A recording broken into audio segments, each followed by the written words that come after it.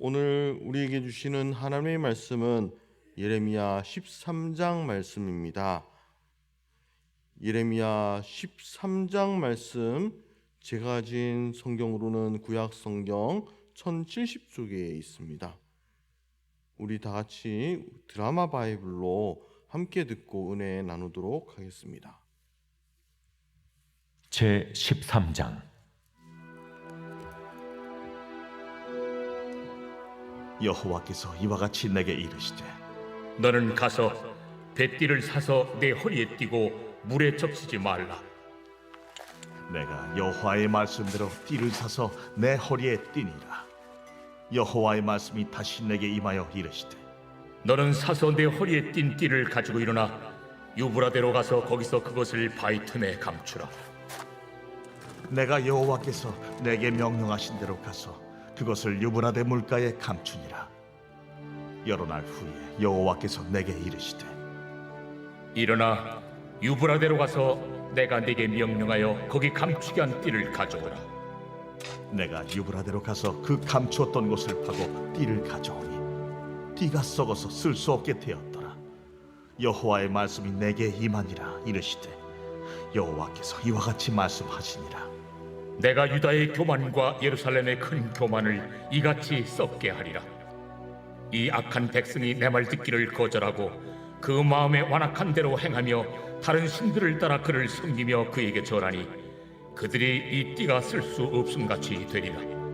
띠가 사람의 허리에 속함같이 내가 이스라엘 온 집과 유다 온 집으로 내게 속하게 하여 그들로 내 백성이 되게 하며 내 이름과 명예와 영광이 되게 하려 하였으나 그들이 듣지 아니하였느니라. 그러므로 너는 이 말로 그들에게 이르기를, 이스라엘의 하나님 여호와의 말씀에 모든 가죽 부대가 포도주로 차리라 하셨다 하라.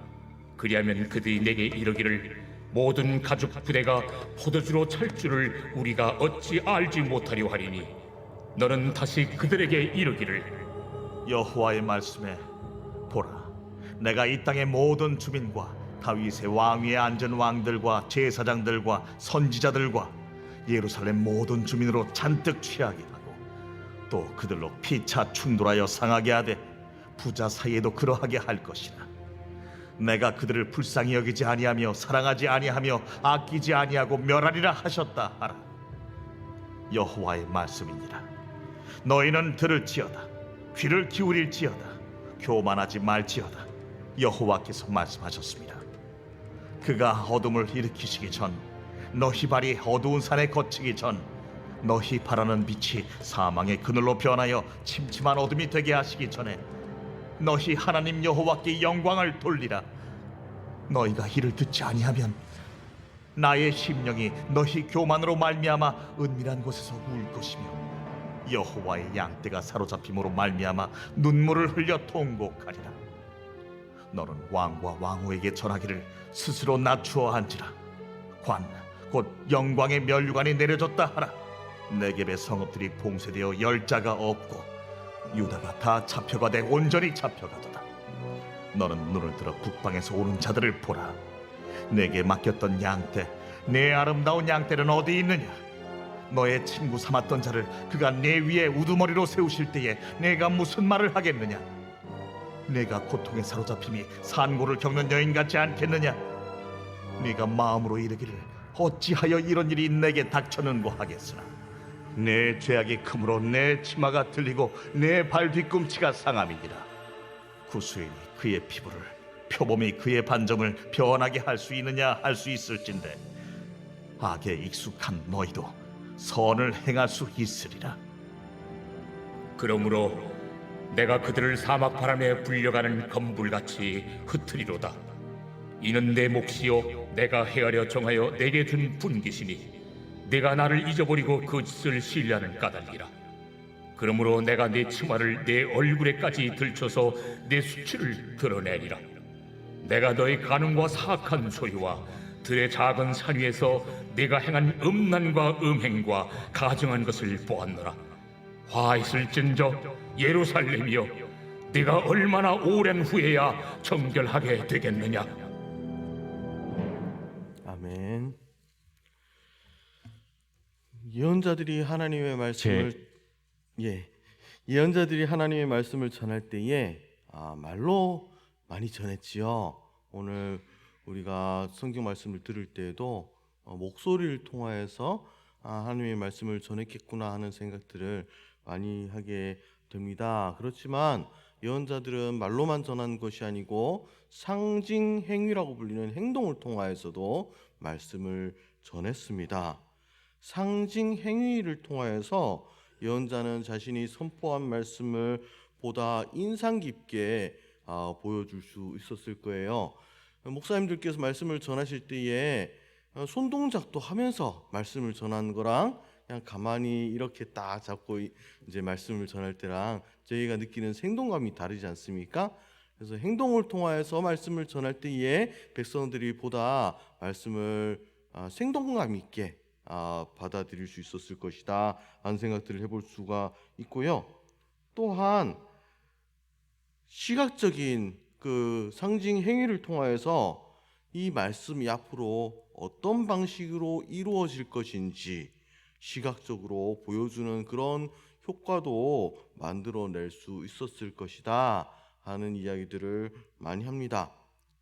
왜 이 말씀을 드리냐면요, 오늘 말씀 1절에서 11절까지가 바로 이 상징 행위와 관련된 본문이기 때문입니다. 썩어서 못 쓰게 된 아마포, 린넨 허리띠를 가지고 상징적인 행위를 통하여서 하나님의 말씀을 전하고 있습니다. 예레미야에게 하나님께서 말씀하십니다. 우리 성경에는 천띠라고 되어 있는데요, 배띠라고 되어 있는데 아마포, 린넨으로 된 허리띠를 사서 허리에 둘러라 하고 말씀하십니다. 그리고 이상한 말씀을 하셔요. 이해할 수 없는 허리띠를 물에 적시지 말라 하는 말씀을 하시는데요.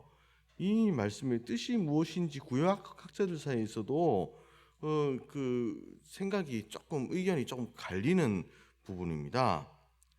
어떤 분들은 그렇게 이야기들을 해요. 천으로 된 허리띠가 물에 닿으면 썩을 수 있기 때문에 잘 간수해라, 이 허리띠를 잘 간수해라 하는 그런 의미로 해석하시는 분들이 계십니다. 또 다른 해석도 있습니다. 어떤 주석에서는요, 허리띠를 계속 띠고 사용을 하다 보면 뛰어다니기도 하고 일도 하고 하다 보면 땀에 젖잖아요. 그래서 땀에 젖으면 물을 가지고 땀을 씻어내야 되지 않습니까? 우리가 옷을 입고 살아가다가 그것을 며칠 동안 계속 입지 않잖아요. 더러워지면 물에 씻고 또 땀에 젖으면 또 물로 헹구고 다시 말려야지 옷을 오래 사용할 수 있지 않겠습니까? 그런데 물에 적시지 말라 하는 말은 땀으로 허리띠가 더러워져도 그 땀을 씻어내지 말고 묵혀두라 하는 그런 의미로 이해할 수도 있다, 이런 설명을 봤는데요. 저에게는 이런 설명이 조금 더 설득력 있게 다가왔던 것 같습니다. 아무튼 허리띠를 사서 두르고 또 한동안 시간이 지난 뒤에 하나님께서 다시 말씀하십니다. 이제 이 허리띠를 가지고 히브리어는 프라트라고 되어 있는데 유브라데로 번역되는 되는 경우가 많은 그 단어입니다. 유브라데로 가서 거기서 그것을 물가 바위 틈에 감춰라 이렇게 말씀을 하십니다.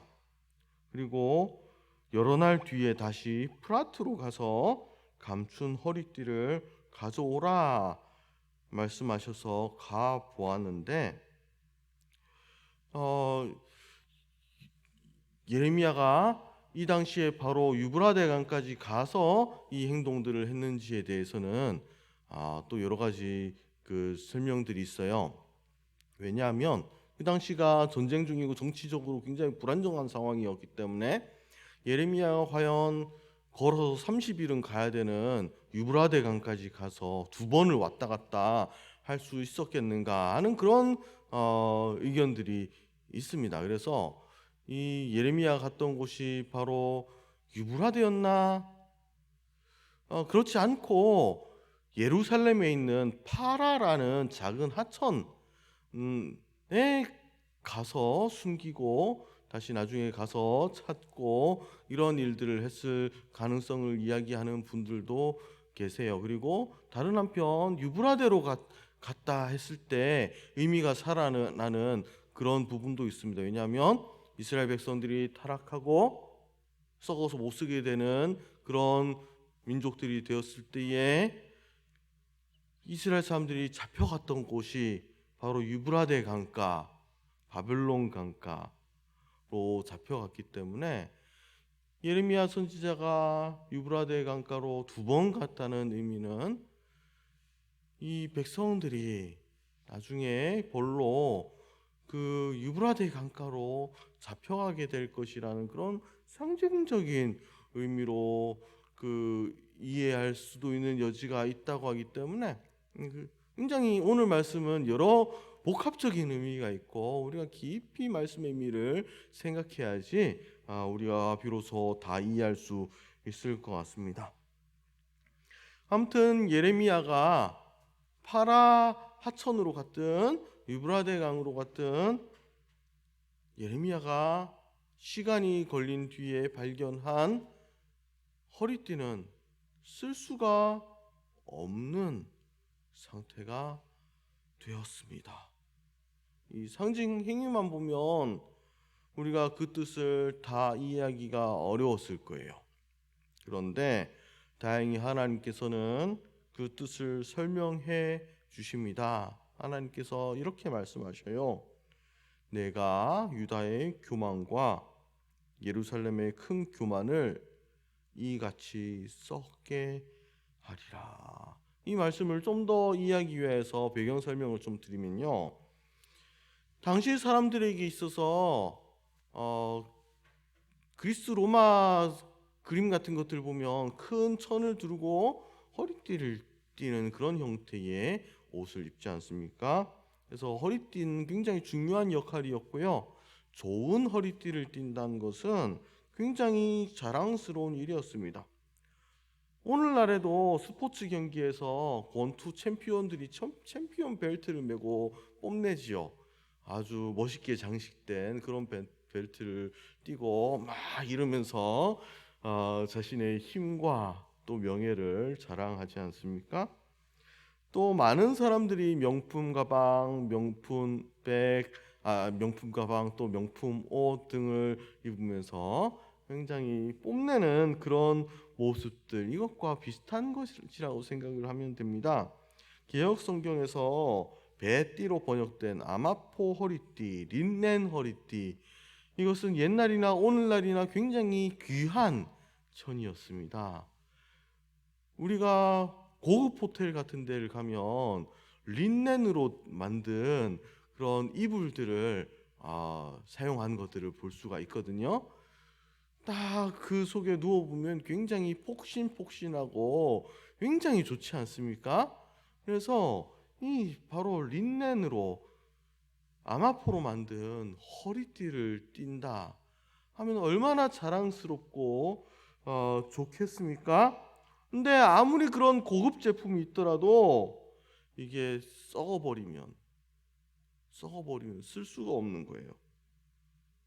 썩어버린 명품은 더 이상 소유자의 명예와 영광이 될 수가 없습니다. 1절에서 11절까지의 상징 행위에 대한 해석이 조금 어렵지만 이런 맥락에서 시작하면 될 것 같습니다. 유다와 예루살렘이 자랑스러워했던 것들, 유다와 예루살렘이 교만하게 만들었던 그런 것들이 이제는 다 썩어서 못 쓰게 될 것이다 하는 의미입니다. 또한 다른 의미도 있습니다.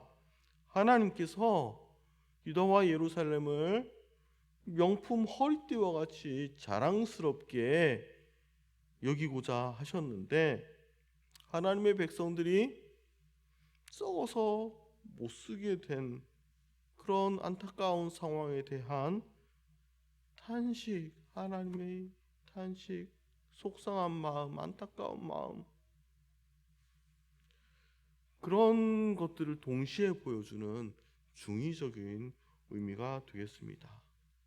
1절에서 11절 상징 행위에 대한 을 통한 말씀을 하신 다음에 12절에서 15절까지의 말씀은 간략히 말하면요, 술 취함과 관련된 이야기입니다. 술 취하지 말고 우리가 항상 취한 것 같은 상태로 있으면 안 되고 깨어 있어야 한다. 그런 교훈을 주는 부분입니다. 당시는 이스라엘의 위기 상황이었습니다. 그 당시에 최강대국이었던 바벨론 나라가 이스라엘을 침공하기 위해서 호시탐탐 노리고 있습니다. 언제 쳐들어올지 몰라요. 그렇기 때문에 깨어서 있어야 되는데 깨어있기는커녕 그들이 술 취한 상태로, 방탕한 상태로 살고 있었던 것입니다.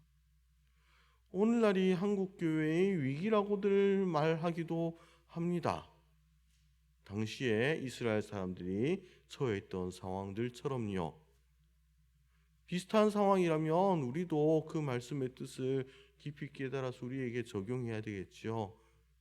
가만히 있지 말고 이 시대에 우리가 어떻게 살아야 되는지 생각하면서 깨어 있어야 합니다. 영적으로 깨어 있을 때에 우리가 교회를 바르게 세워가고 신앙시킬 수 있습니다. 15절에서 17절까지 본문을 어떤 성경에서는 단락 제목을 이렇게 제시를 하더라고요. 너무 늦기 전에 들어라. 너무 늦기 전에 제발 들어라 하는 그런 제목으로 붙이더라고요. 어제 말씀드린 예언서를 읽는 방법과 관련된 설명들을 기억하시는 분들이 계실지 모르겠습니다. 어제 어떤 말씀을 드렸는지 다시 말씀드리면요, 예언은 확정된 미래에 대한 것이라기보다는 시의 적절한 경고, 그런 관점으로 예언서를 읽으면 예언서에 나타나는 어려운 본문, 재앙에 관한 본문, 그런 부분들도 우리가 잘 이해할 수 있다고 말씀을 드렸었지요. 더 늦기 전에 들어야 된다 하는 말씀입니다. 13장 전반적인 내용을 살펴보면 하나님께서 아마포로 만든 허리띠를 통한 상징 행위를 보여주시고요, 술 취한 상태의 하나님 백성의 모습들을 보여주신 다음에 간곡하게 말씀하십니다. 너무 늦기 전에 제발 돌아와라. 더 늦기 전에 제발 내가 하는 말을 들어라. 그래서 이렇게 성경 본문에도 이렇게 기록되어 있습니다. 너희는 들을지어다. 귀를 기울일지어다. 교만하지 말지어다. 비슷한 말씀들이 여러 번 반복이 됩니다. 반복되는 것은 제발 이 중요한 말씀들을 들으라 하는 그런 의미입니다. 우리가 듣지 않으면 우리의 심령이 울 것이며 여호와의 양떼가 사로잡힘으로 말미암아 눈물을 흘려 통곡하게 될 것이다. 그렇게 말씀하십니다.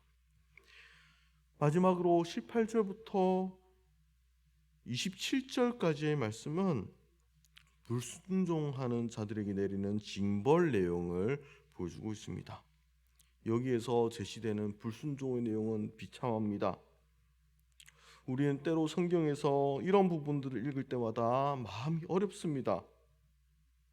질문할 때도 있습니다. 하나님께서 하나님 백성들을 미워하시나? 하나님께서 너무 무서운 분은 아니신가? 그렇게 생각하기도 합니다. 그렇지만 우리는 믿어야 됩니다. 하나님께서는 좋으신 분이시고 불순종의 비참한 결과를 하나님의 백성들에게 긴 분량을 들려서 보여주시는 것은 우리가 잘못되라고 하는 것이 아니라는 사실입니다. 잘못되기를 바라는 것이 아니라 불순종의 비참한 결과를 미리 알고 더 늦기 전에 돌이켜라 하는 그런 의미라는 점을 우리는 거듭거듭 새겨야 됩니다. 이제 말씀을 정리하겠습니다. 오늘 말씀에서 예레미야 선지자를 통하여서 하나님께서 지적하신 당시 백성들의 죄는 교만, 우상 숭배, 술 취함 등에 있습니다. 생각해 봅시다. 혹시 우리 속에 이런 모습들이 있지 않은가? 오늘 새벽을 계기로 한번 돌아보시고요.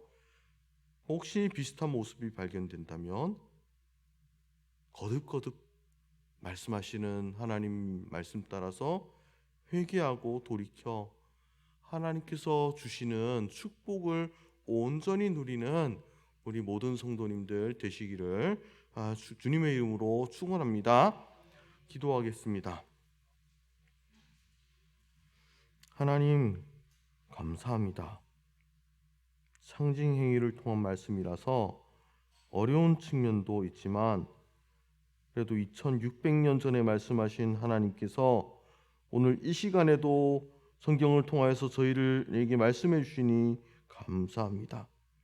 하나님의 뜻이 때때로 무서워도 그것이 우리가 잘되고 하나님께서 약속하신 축복을 온전히 누리게 하기 위한 것이라는 그런 깨달음을 가지고 믿음 가지고 오늘 하루도 잘 살아갈 수 있도록 도와주시옵소서. 우리 주님께서 가르쳐